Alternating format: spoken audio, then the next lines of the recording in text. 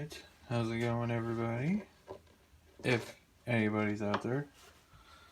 So I've got my 056 that I finally got together. It's been together. If you've watched any previous videos, you've seen it run. But I wanted to do a little different job on my muffler here. So I added an actual dual port. Well, I got tongue tied. Drilled a hole right there, took a little flange, bam. Doesn't look too bad. I haven't put it on the saw yet.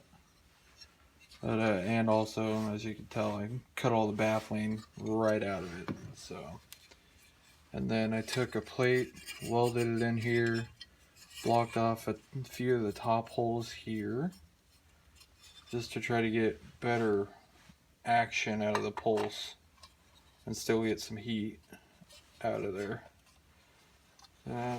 Snap it together. Okay, snap together. Before I put this on though, I gotta remember to put my dogs on. And I blued them. Took a little WD-40 and a torch and kind of gave them the gold look. I don't know, that don't look too bad. I saw it, John Riley. I watched John Riley. He's got some crazy saws, and he does this to some of his saws, but golds the dogs, and I really like it. So I was like, hell, I might look good on mine. So I tried it. So, but I gotta put this on before I even think about sticking the exhaust on.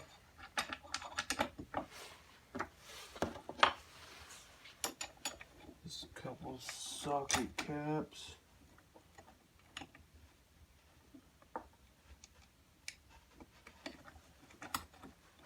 Kind of helps if you stick the nut in the hole first.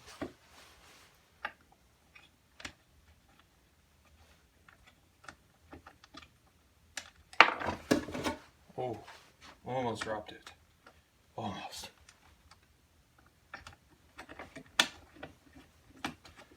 Okay.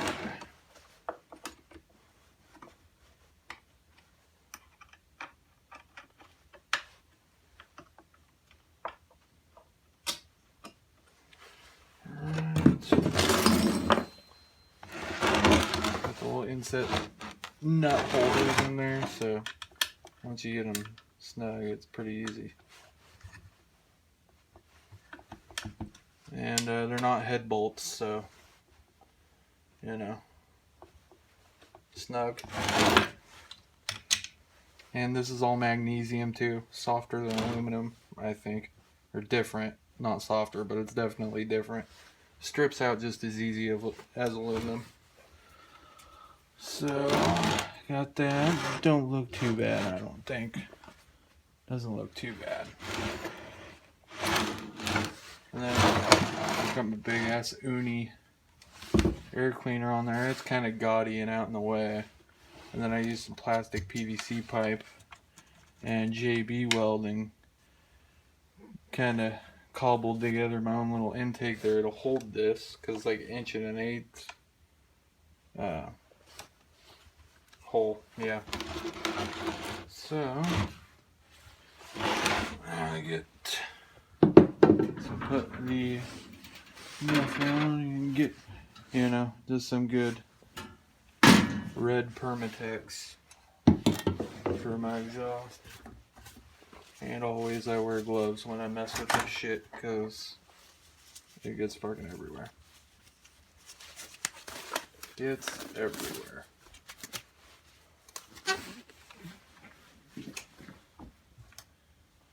I already got my exhaust screws there. Pop this thing open. Hopefully it's not dried up. Sweet. Still gooey. That don't take very much. Get the gross stuff out of there. Just this. I do it kind of pretty much as thin as I can get it, really. Definitely don't want any hanging in the exhaust, really.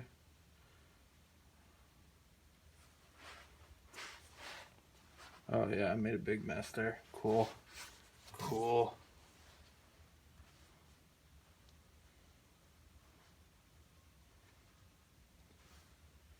And it's like 40 degrees in my garage, so it's actually nice and tacky. Nice and tacky.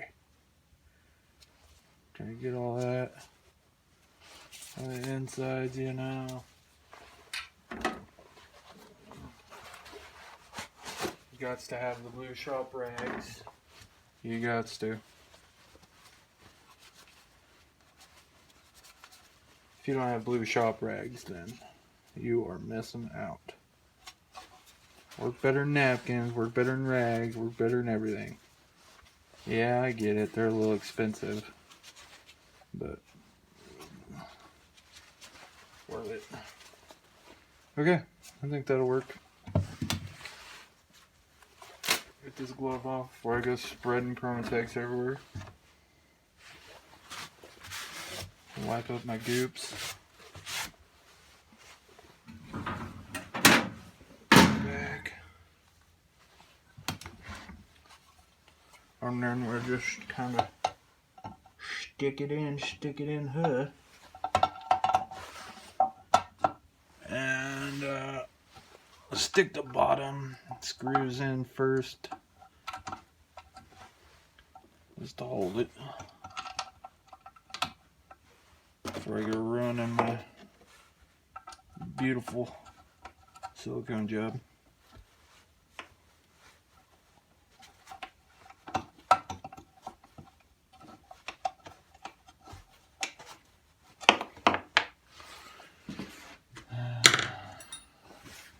Put it right on.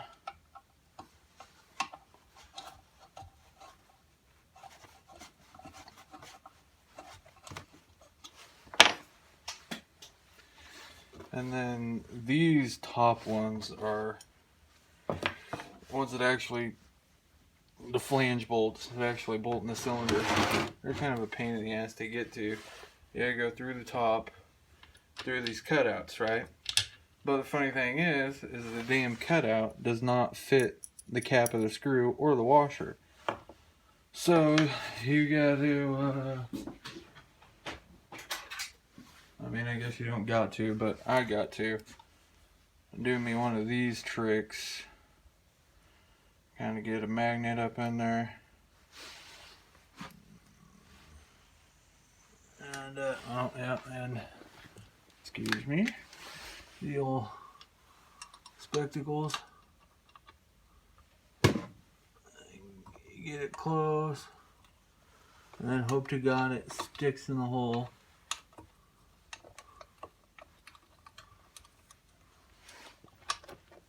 The fun part.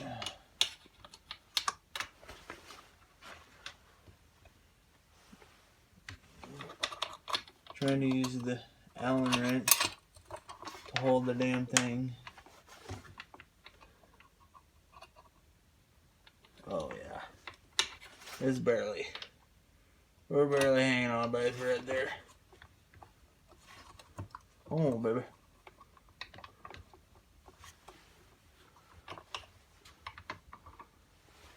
Actually, the first time I did this, I didn't have the guard. The hand guard. So it was actually pretty simple once you got it up in there.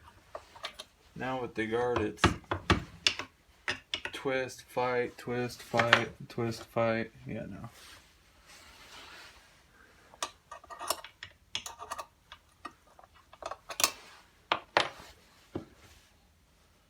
So, yeah. I guess I won't bore y'all with that too much, but that is my 056. That's kind of my pride and joy. It was my grandfather's falling saw. I come from a family of timber cutters, and once he got a new saw, I gave it to my dad, and then my dad fell timber with it until he got a new saw, and then it just kind of sat there. And was in my dad's shed for, I don't know, 30 years plus. And finally one day he's cleaning out his shed and said, "Hey, you want this whole thing?" I said, "Heck yeah." And then tore it apart to clean it all up.